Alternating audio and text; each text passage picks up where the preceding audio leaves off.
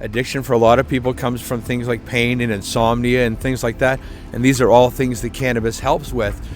So you don't have to turn to something harder. You don't have to wind up risking addiction. I mean, if you try it and it doesn't work, then you don't do it again. There's no weaning off. There's no problems. It either works or it doesn't.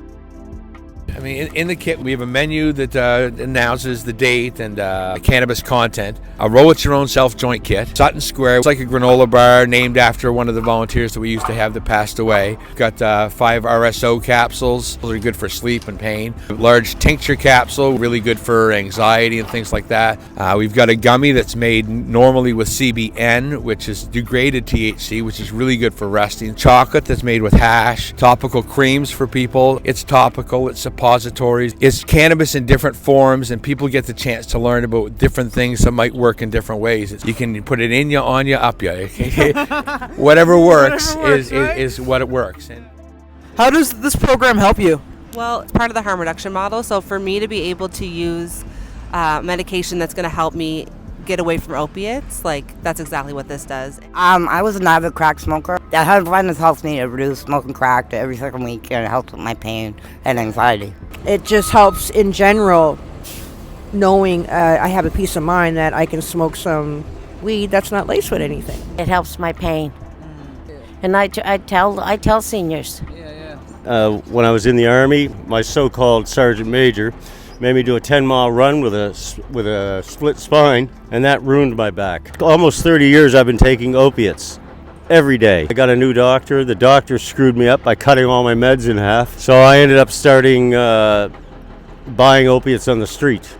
And then I started getting a guy I know to shoot me up with opiates because it was the only thing that killed the pain. I couldn't move otherwise. And then I discovered Chris and Susan over here, and they've definitely control my pain better than the opiates. So right now, are you just doing methadone and the thing? Methadone and this, and I'm not going anywhere near hard drugs anymore. Yeah. But you've had people tell you that they've gotten sober from this program, correct? Numerous people. Yeah, I mean, that's the reason I can still do this and feel good about it. You know, if I wasn't getting the feedback, you know, you'd wonder if you were just giving away free weed like a nut job, right? Yeah.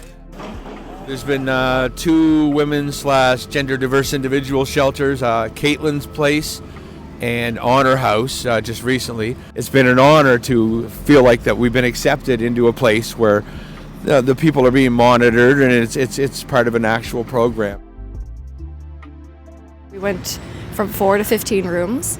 So we weren't too sure how much Chris was going to be able to offer us, but it was great that he was like really dedicated to having a space where harm reduction was accepted and they wouldn't have their like weed confiscated if they had it in the house. So we were able to keep it as like a consistent thing for each resident. He has been providing for us for about 2 years now, which is wild.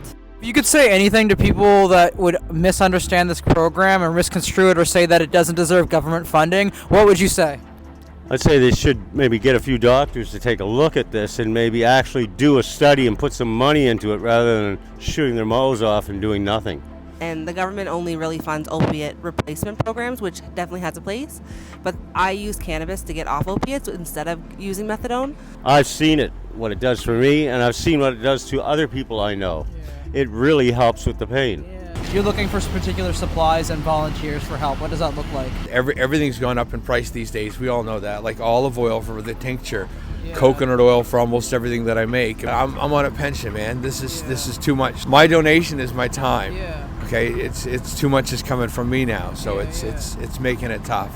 Have you had any stories about Chris showing up when you didn't think he would? Chris is always here, no matter the weather. Like it'd be freezing out, and like they're all here. Chris, usually Susan too. Always here. Always there, and I think it's fantastic what they're doing.